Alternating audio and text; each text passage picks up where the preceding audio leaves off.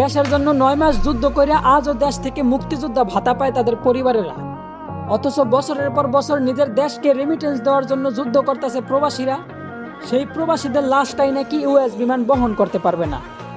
তো বলি তোমাকে বাপের টাকা দিয়া প্রবাসী আইছিলাম রে, তবুও তো মাসের পর মাস সেই প্রবাসীদের কষ্টে কামানো রেমিটেন্স পকেটে নিয়ে চলাফেরা করো।